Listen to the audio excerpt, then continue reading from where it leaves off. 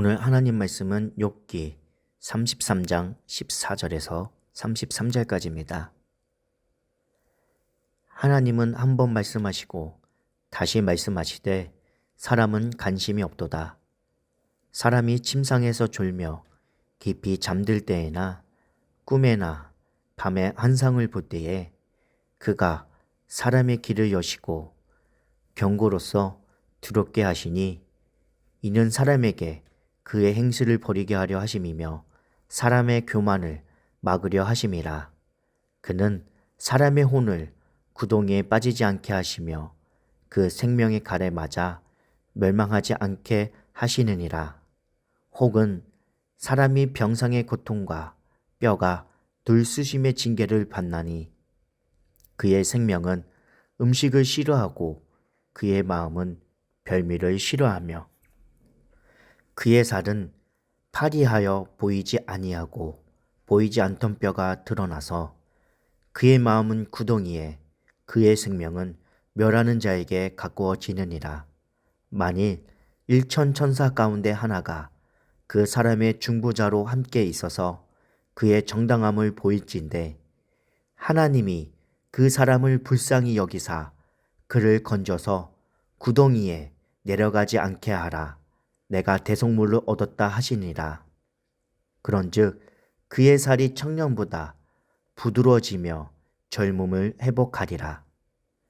그는 하나님께 기도함으로 하나님이 은혜를 베푸사 그로 말미암아 기뻐 외치며 하나님의 얼굴을 보게 하시고 사람에게 그의 공의를 회복시키느니라.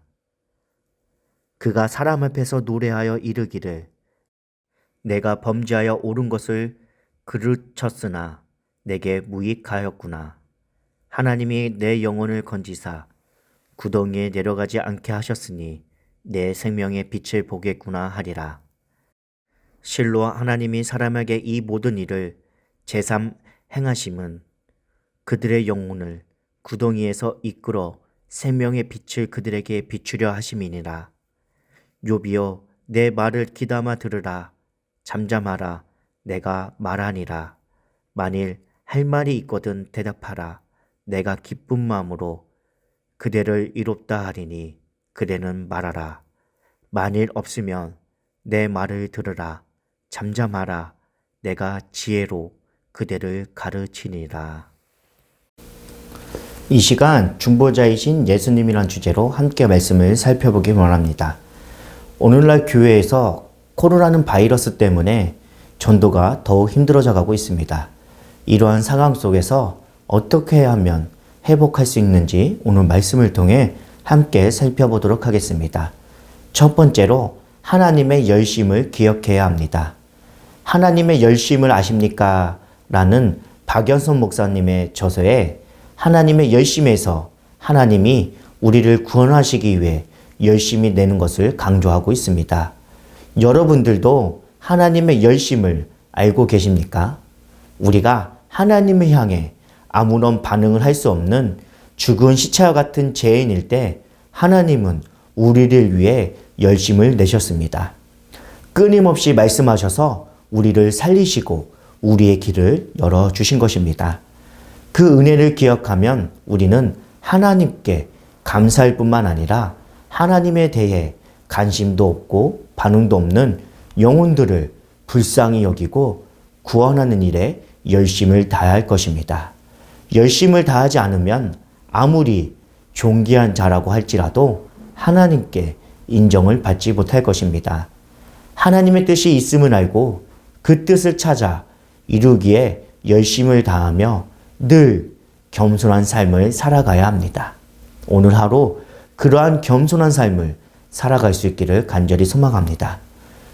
두 번째로 하나님의 징계를 기억해야 합니다. 우리가 살아가고 있는 사회에는 죄에 대한 개인적 책임을 가볍게 만들거나 회피를 하는 사회 속에 살아가고 있습니다.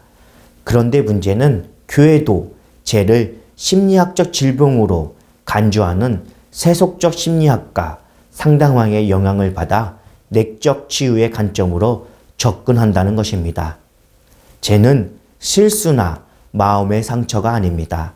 죄는 하나님을 창조주와 주권자로 인정하지 않는 반역이요 하나님에 대한 대적입니다. 죄는 하나님의 뜻을 고의로 무시하고 자기 마음대로 살아가려는 오만입니다. 죄는 결코 가볍지 않으며 그 죄에 대한 형벌은 심히 엄중하다고 볼 수 있습니다. 하나님은 회개할 것을 요구하시며 부모의 심정으로 징계하시기도 하십니다. 죄에 대한 심판과 징계를 기억하며 날마다 죄와 싸워 나아가야 합니다. 성경은 전지전능하실 뿐만 아니라 인간을 지으셨기 때문에 인간에 대하여 속속들이 알고 계시는 하나님께서 사람을 감찰하신다고 말하고 있습니다. 사람의 마음과 생각과 뜻까지도 감찰하신다는 것입니다. 시편 33편 15편에는 모든 행사를 감찰하시는 자로라고 표현하고 있습니다. 하나님이 인간의 모든 삶을 살피시고 그에 따라 심판하시는 것입니다. 그렇기 때문에 하나님의 심판은 의롭습니다. 공평합니다. 하나님의 심판대 앞에서 우리는 세상에서처럼 억울하게 당하는 일이 결코 없을 것입니다.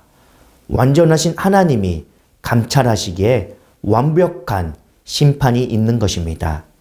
우리는 그런 하나님이 우리를 감찰하시는 것에 대해 기뻐하고 감사해야 합니다.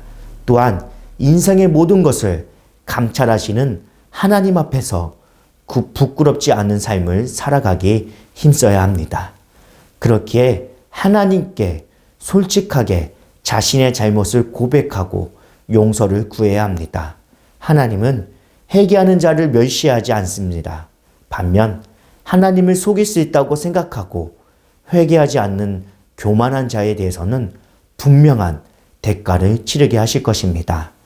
하나님의 징계가 있음을 기억하면서 오늘 하루도 온전히 겸손한 마음으로 하나님을 온전히 신뢰할 수 있는 하루가 되기를 간절히 소망합니다.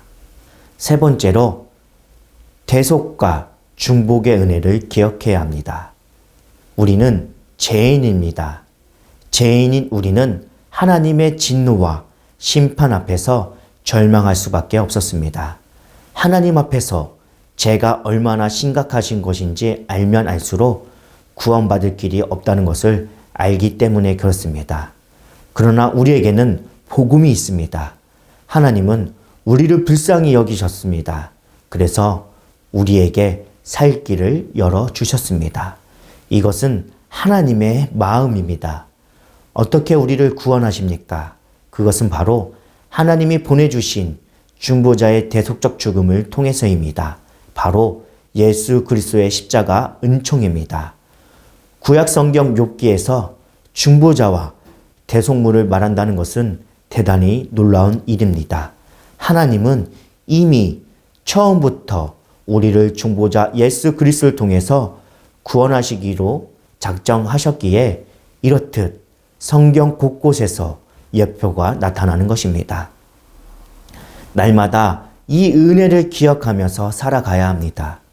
사랑하는 성도 여러분, 여러분들은 복음을 어떻게 알고 계십니까?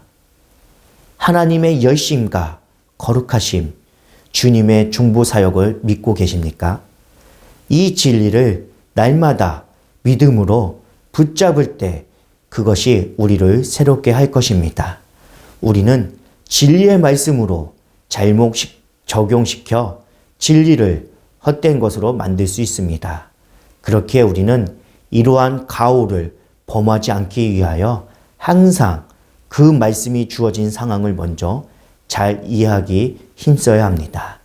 오늘 하루도 주신 말씀을 붙잡으며 하나님께 순종하며 하나님의 말씀을 따르는 저와 여러분들이 되기를 간절히 소원합니다.